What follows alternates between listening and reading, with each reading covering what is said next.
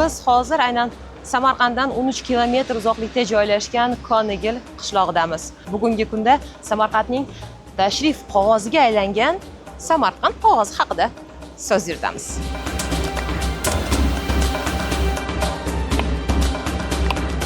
Birinchi bosqich taxminan 1 kun, 1,5 kun vaqt davom etadi, to'g'rimi? Bir kunda 4 qozon qaynatamiz. 4 qozon qaynatasizlar, ha. 1,5 bog'dan taxminan qancha qog'oz chiqarish mumkin? Endi uni qog'oz quyganlar biladi. U keyingi jarayonlarda demak aniq bo'ladi, to'g'rimi?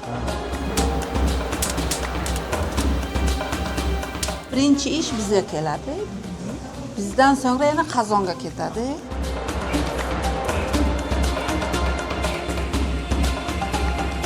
Uzoq vaqt davomida demak qaynatish kerak va aynan ustidagi po'stlog'i ajralgandan so'ng har bir novdadan po'stloq ajratib olinadi.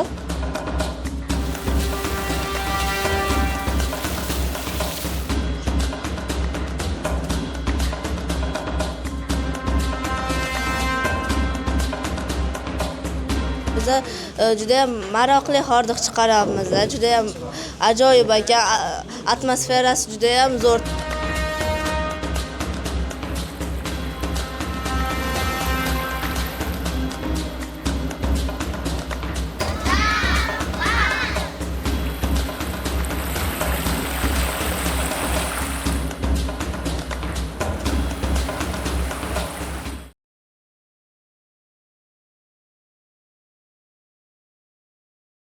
Aslida baxtli bo'lish uchun insonga ko'p narsa shart emas.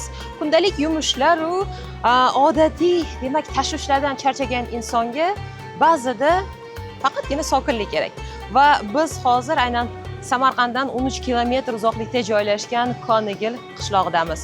Va biz bu yerda bugungi kunda Samarqandning tashrif qog'oziga aylangan Samarqand qog'ozi haqida so'z yuritamiz.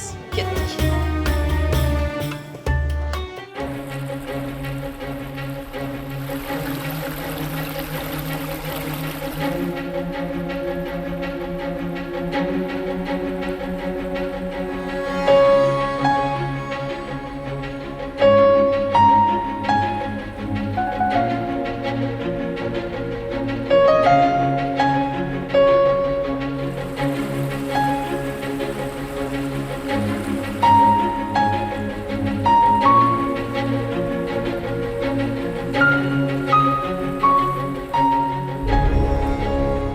Konigil majmuasidagi qog'oz ishlab chiqarish jarayonlari demak bir necha bosqichni o'z ichiga oladi va biz hozir aynan tut daraxtining tayyorlanishi va qozonga solinishi bilan bog'liq bo'lgan jarayonda turibmiz. Aytishlari bo'yicha bu yerda bir qog'ozni demak tayyorlash uchun bir necha kunlab hattoki vaqt ketadi.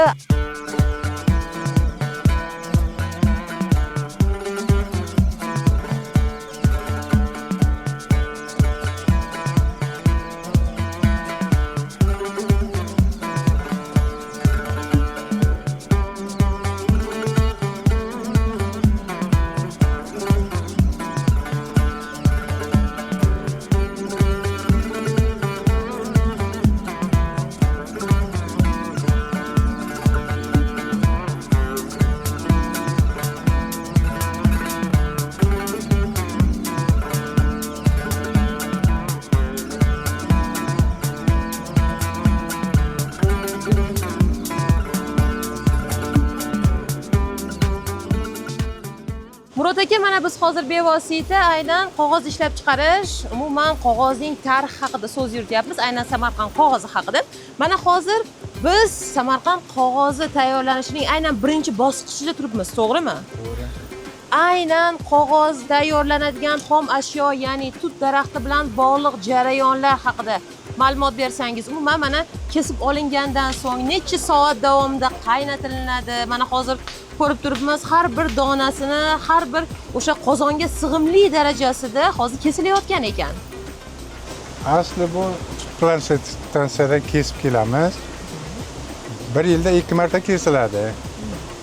Mayda, oktyabr oylariga.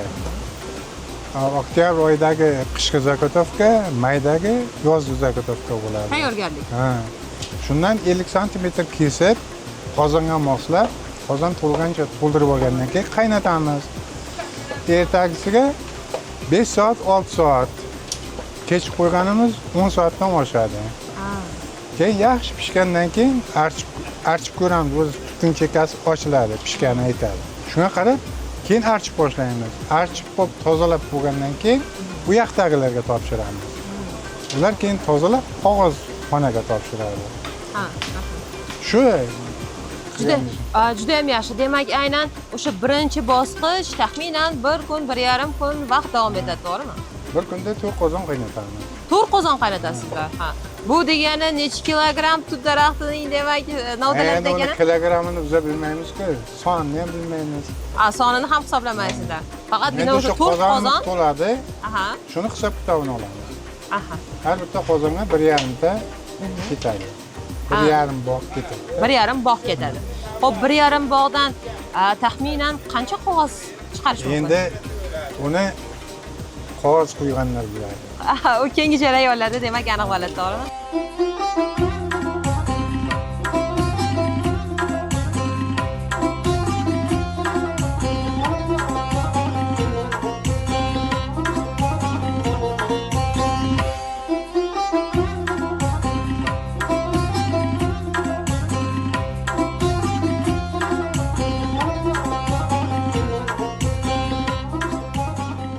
Toshkent shahrida institutda o'qiyman.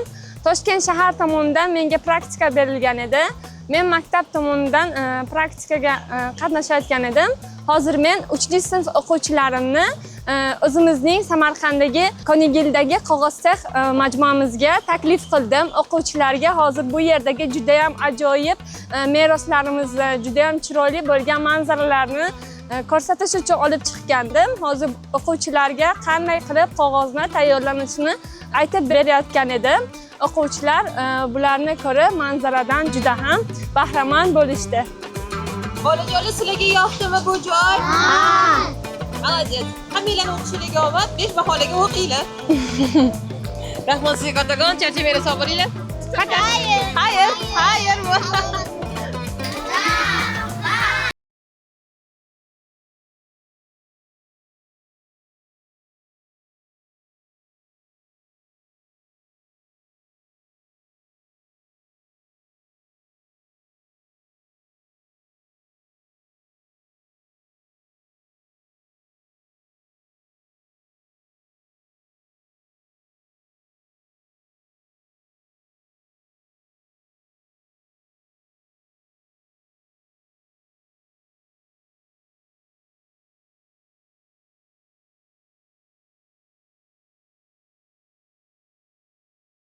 Ozgina ehtiyotkor munosabatda bo'lish kerak va mana bu shaklda ustidagi demak qoplamasi olinadi va tag qismida mana bunday biz demak oq bo'lgan bir asosni ko'rishimiz mumkin. Aytishlari bo'yicha aynan tut daraxtidan foydalanishlarining sababi ham aslida aynan tut daraxtida ipak demak tolalarining ko'pligi sababli. Bunday qilsangiz mana qarang. Bitta chiqyapti. Ko'ryapsizmi mana? Ha, mana bunday qilsangiz buni uzolmaysiz. Shunday sog'lom turib. Mana bunday qilsangiz agar qarang iplar chiqyapti. Bundayga uzilib bo'ladi. Lekin mana bundayga uzilmaydi bu. U uchun buni yana qaynatish kerak. Yana buni bir 8 soat qaynatiladi. Mana demak qolipdan ajratilgandan so'ng yana 8 soat davomida qaynatiladi. Chunki bu yumshoq xomur kabi bo'lishi kerak. Bu ajralishi kerak. Bo'lmasa qog'oz bo'lmaydi. Keyin bu yerga uriladi, do'viladi. Bu ana xomurday bo'ladi yana. Keyin mana bu yerga suvni ichiga solib, bunday aralashtirib qog'oz tayyorlanadi. Agar ko'rgan bo'lsangiz agarda. Lekin aynan asosiy ish mana shu yerdan boshlanadi, to'g'rimi? Masalan, bizga keladi-da, birinchi ish bizga keladi. Bizdan so'ngra yana qozonga ketadi. Qozondan keyin bega keladi. Umuman bir qog'ozni tayyor bo'lgunigacha qancha vaqt ketadi? Bitta qog'ozi tayyor bo'lgani uchun bir kun vaqt ketsa kerak. Ko'p vaqt kerakda bunga. Masalan, bu jarayonda masalan buni olib kelgandan keyin avval kesiladi. mana shuncha kesiladi bu qozonga sig'ishi uchun. Keyin buni qozonga qo'yib qaynatiladi. Qaynatilgandan keyin yana buni tozalanadi. Mana bunda cho'bidan ayiradi. Ayirgandan keyin bizlarga olib keladi. Yana bizlar suvga qo'yamizki, qattiq bo'lmasin deb. Keyin yana biz ana o'qib po'stini ayiramiz. Bularni olib ketadi, yana qaynatiladi qozonga. Qaynatilgandan keyin uriladi, döviladi. Dövilgandan keyin bega qog'oz tayyorlanadi. Mana shega. Mana shu jarayon shega.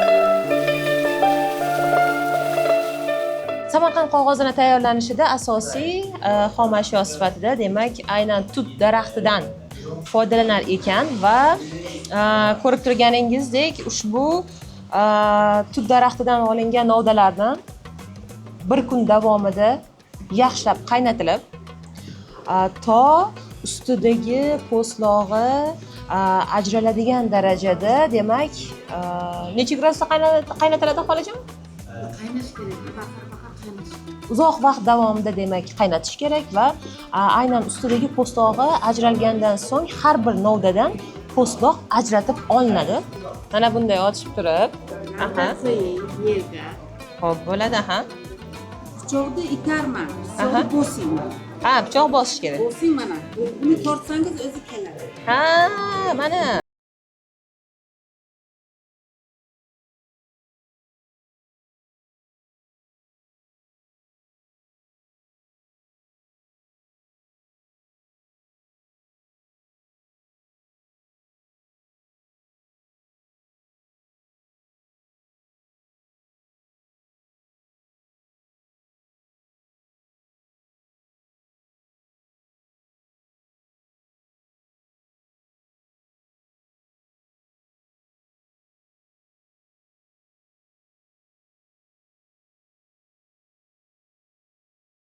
Necha marta kelishingizmi? Nechinchi sinfda o'qiysizlar? Biz 6-sinfda o'qiymiz. Bizlar birinchi marta kelishimiz. Kelishimizdan maqsad o'zi qiziqamiz shunaqa qog'oz qachon ishlab chiqarilganini kitoblarda o'qiganmizki, qadimgi Xitoydan miloddan avvalgi 1-asrda ishlab chiqarilgan, o'shaning uchun qiziqqanimiz uchun ustozlarimiz bizlarni olib kelishdi bu yerga. Juda ham yaxshi. Doim bizada tarixda, ya'ni qadimdan Xitoydan kelgan qog'oz bizga deydi. Aslida o'zimizda qog'oz bo'lgan va u bir necha barobar sifatli bo'lgani to'g'risida ma'lumot berishdimi? Men boshqa kitoblar, televizorlarda ko'rganimda qog'ozni juda ham boshqacha usullarda tayyorlashgan, lekin bu yerga kelib juda ham boshqacha usulda tayyorlashayotgan. Juda ham yaxshi. Samarqandga birinchi kelishinglarmi? Birinchi kelishimiz. Yo'qmi, boshqa joylarni ham aylandingmi? Ha, aynan boshqa joylarni ham. Aynan Qonigil turizm qishlog'iga yoqdingizmi? Ha, yoqdi. Ustozlarimiz bilan keldik. 5-6 sinflar kelishdi va biz juda ham maroqli hordiq chiqaryapmiz. Juda ham ajoyib ekan. Atmosferasi juda ham zo'r, tabiat qo'ynida. Va bu yerda ko'l bor ekan. Hammasi juda ham zo'r ekan. Turistlar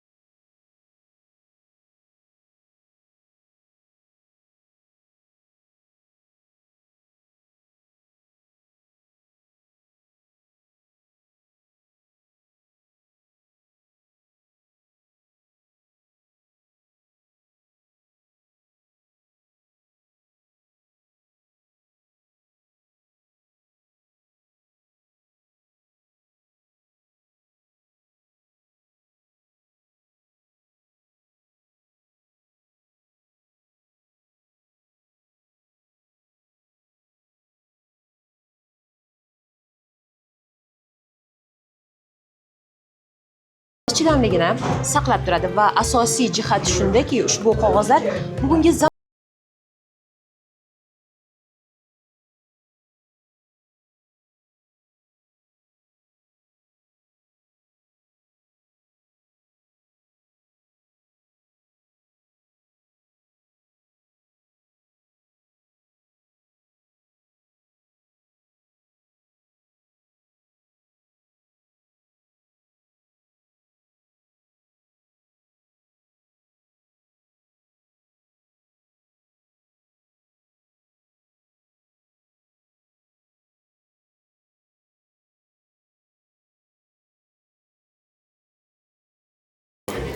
Для рецептов. Для денег. Молодец, какие там рецепты, ему деньги. Рецепты он сам делает. Алла Васильевна, а ты как, что вы творите? А я для денег. Игорь Леонидович, а вы? Я для грошиков. Для грошиков? Для грошиков зеленых. Да ты моя зайка. Для зеленых грошиков. Олег Валерьевич, вы все-таки что? Я для анонима.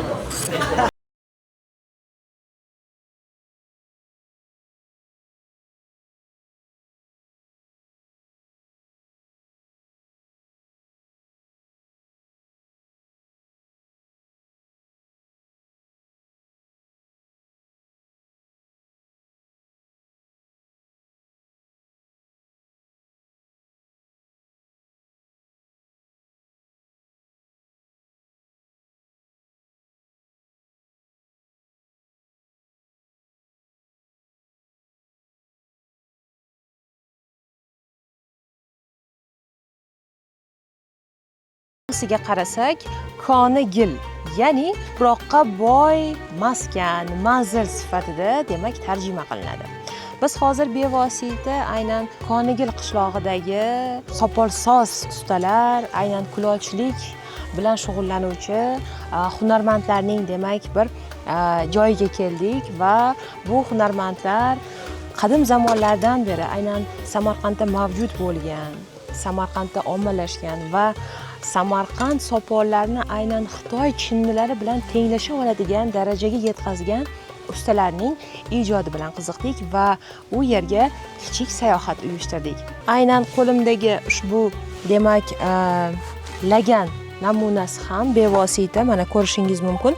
Afrosiyobda keltirilgan o'sha afsonaviy qush tasvirlangan va aynan bu yerdagi ranglar ham bevosita qadim zamonlardagi qadimiy sopol buyumlariga taqlid holatda ishlab chiqarilgan.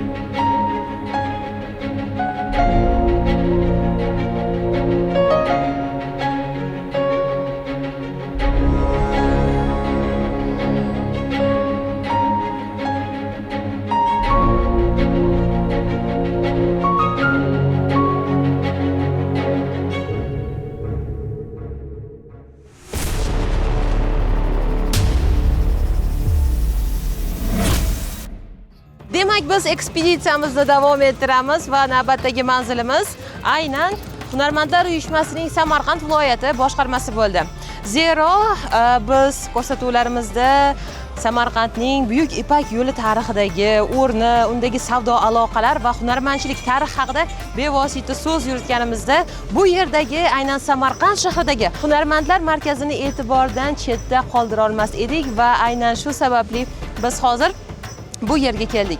Umuman olganda biz bu yerda qadimdan mavjud bo'lgan hunarmandchilik an'analari, qadriyatlar, bevosita ular bilan bog'liq tarix va ustalarning qilgan qo'l mehnati orqali tayyorlagan mahsulotlar haqida so'z yuritamiz. Demak, bizni kuzatishda davom eting.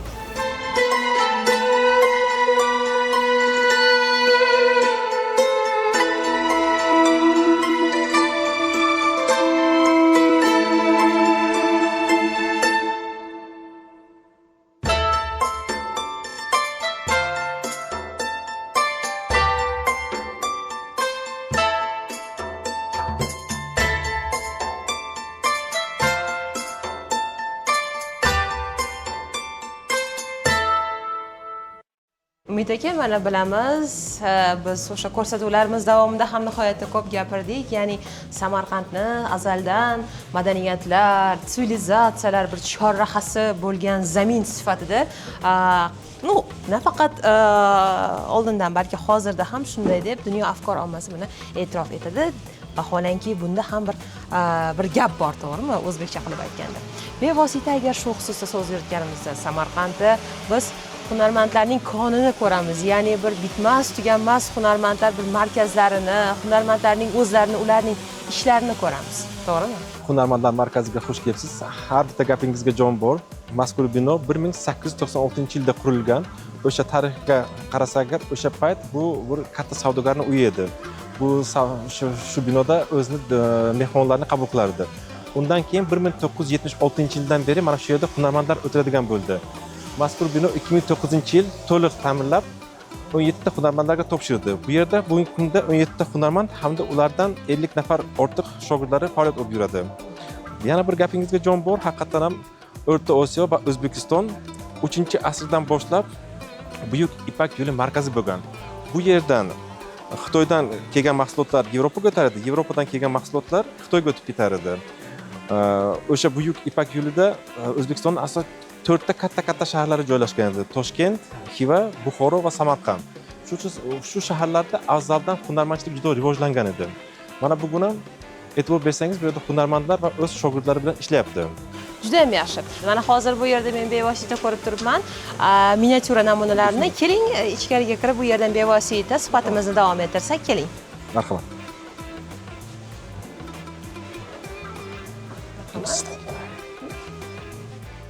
Assalomu alaykum. Mana bir-biridan chiroyli aynan miniatyura namunalari. Bugungi kunda Hunarmandlar markazida 17 ta hunarmand va ularning 50 nafar ortiq shogirdlar faoliyat yuritdi. Bu desa miniatyura bo'lib yerda, sharq miniatyurasi, musiqa asboblari, yog'och uymakorlik, mis uymakorlik, kashtachilik, rassomlar, dekorativ keramika, an'anaviy kulolchiligi, naqqoshlik, zardozlik, zargarlik, pichoqchilik hamda teriga ishlov berish. Mana biz hozir miniatyura ustaxonasida. Bu yerda Ochilov Alisher aka faoliyat olib yuradi. O'zi katta ustadan tahsil olib, bugungi kunda mana shogirdlarga, asosan o'g'illariga shu hunarni o'rgatyapti. Miniatyura afzalligi shundaki, mana shu Samarqand qog'ozida qiladi. Samarqand qog'ozi ham tarixi juda boy. Bizga 7-8-asrga kelib Xitoy va Misr qog'ozdan afzalligi shunday ediki, bu ikki tomonlama shlifovka bo'lar edi. Oldingi zamonlarda qog'ozning narxi juda qimmat edi. Xat yozishga, kitob yozishga bu narsa juda qimmat turardi. Shu uchun Samarqand qo'l qog'ozi o'sha buyuk Ipak yo'lida narxi juda katta edi, chunki buni shlifovkasi mana yana yaltirishi ikki tomonlama edi. Shu uchun buni ikki tomondan xat yozsa va naqsh qilsa bo'lar edi. 7-asrga kelib buni siliq qilishi, shlifovka deymiz, shlifovka qilishi ichini yopar edi. Shu uchun ichkarida havo kirmasdan bu yonmas edi hamda bu qog'ozlar faqat ipakdan qilinadi. Ipak deydi. Buni har xil hasharotlar yemas edi. Shu uchun 1,5 yil davom turar edi. Yana bir aytib o'taman, 7-8-asrga aynan Samarqand kirib kelgan. Misol tariqasida Misr farovonlarini ham aynan o'zini papirus emas, Samarqand qog'ozni talab qilar edi. Chunki aytib o'tganda qog'oz narxi qimmat bo'lgani sababli ikki tomonlama uga yozsa bo'lar edi.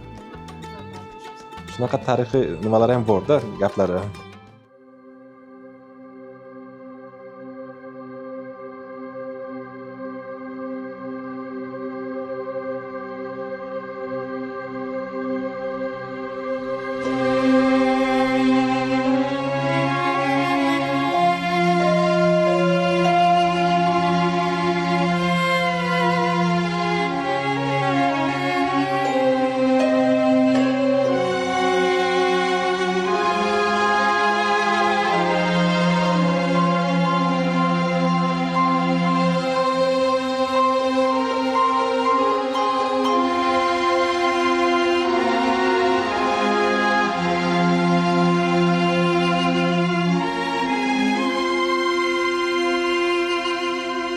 Keyingi jarayonlarga agar bevosita qaraydigan bo'lsak, qadim zamonlardan o'sha Samarqand zaminida miskarlik ham nihoyatda rivojlangan. Miskarlik haqiqatan rivojlangan.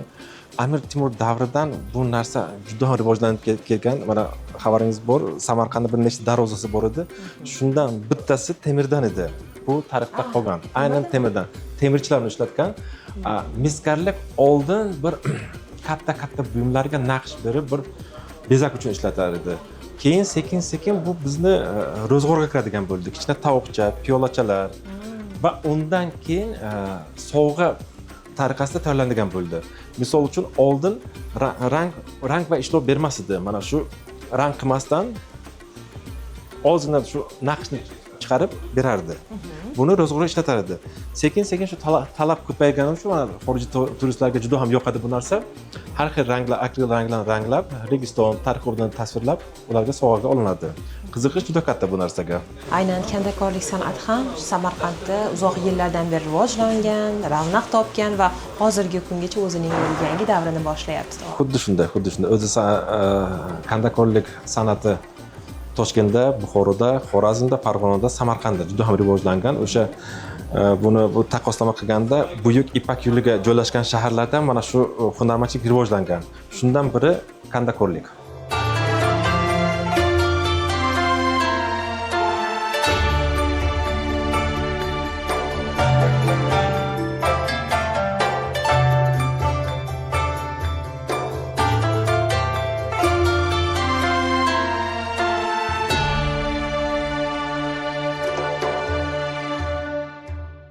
Umuman o'zi qadimdan o'sha hozir to'g'ri aytib o'tingiz, aynan biz markaz sifatida ko'rganimizda bevosita birinchilardan qatorida biz Samarqandni e'tirof etganmiz.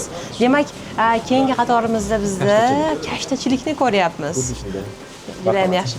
Nihoyatda go'zal. Baribir ayollarni eng quvontiradigan bir manzil aynan shu bo'lsa kerak deb o'ylayman. Xuddi shunday. Mana ustalarimiz ko'rgazmaga chiqib, bir-biri bilan fikrlashib, bilim almashib, har xil yangi naqshlar ishlab chiqadi. Endi har bitta viloyatni o'zining naqshi, o'zi rangi bor.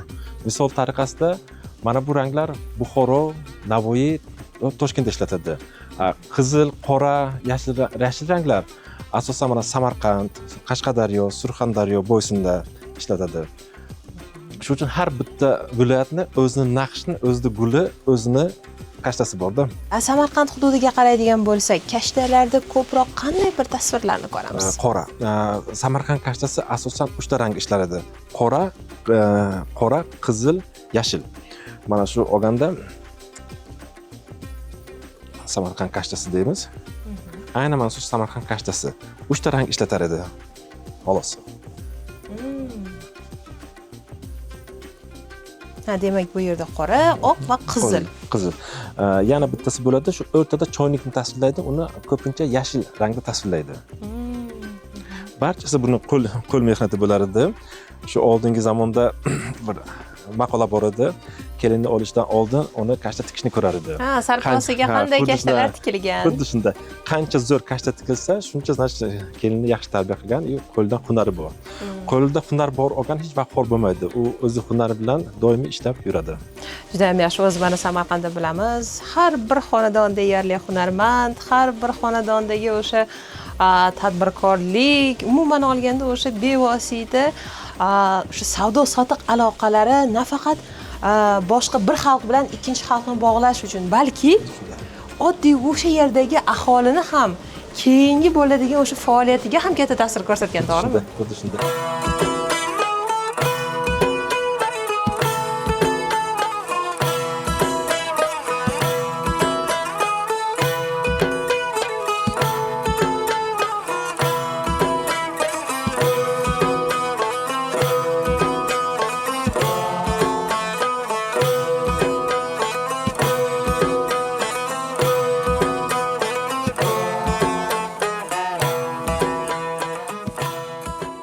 Keyingi ustaxonamiz yog'och uymakorlik.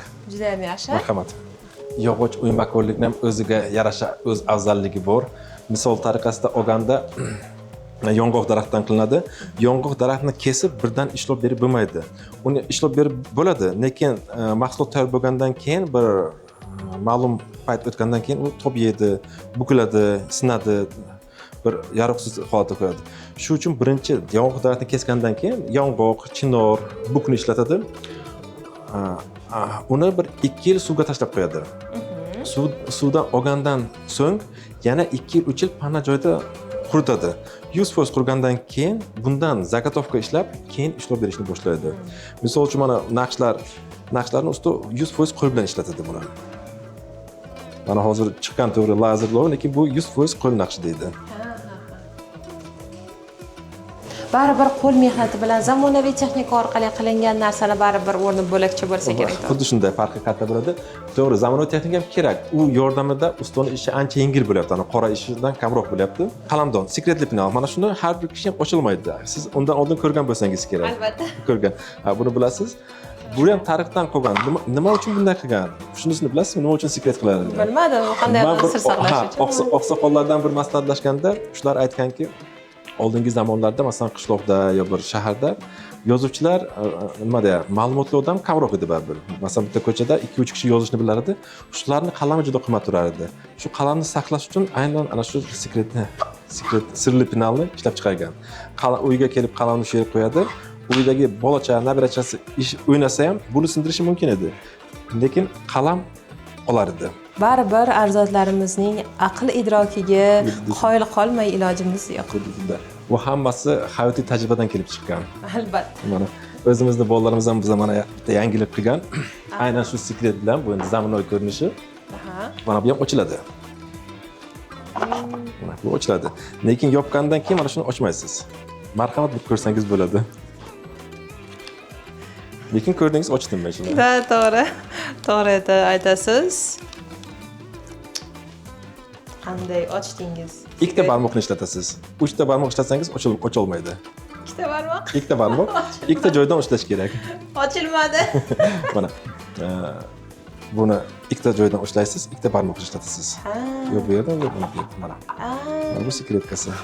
3 ta barmoqni ishlatsangiz ocholmaydi. Shuning uchun ikkitasidan. Buni mana usta Ulug'bekning o'zining nimasi o'zi, ideyasi, g'oyasi. Nuda zo'r ideya ekan. Ayniqsa tilla taqinchoq solib. Xuddi shunday. Endi qizlarga nima bo'lsin-da? Da, to'g'ri. Baribir olib ketgandan keyin nima qilishni bilmaydi, u qilishni bilmaydi. Da, menga juda yoqdi lekin. Bu narsa sovg'a bo'lib xorijiy sayyohlarga juda yoqadi. O'zi hunarmandchiligimiz, hunarimiz, mana bu yerda mahorat darslari sayyohlar uchun o'tkazamiz. Ularni bu narsa juda qiziqadi. Xorijiy sayyoh kelib, mana shu mahorat darslarga qatnashsa, o'zi qo'l bilan yasasa, u shuncha ko'p vaqtni sarflaydi. U qancha ko'p vaqtni Samarqand, O'zbekistonda sarflasa, shuncha ko'proq pul byudjetga kiritadi. Ko'pchilik o'sha g'arbdan kelgan sayyohlarga bevosita Sharqning an'analarini qiziq bo'ladi va bevosita biz Sharq deganda Samarqandni tushunamiz. To'g'rimi? Xuddi shunday. Juda ham yaxshi.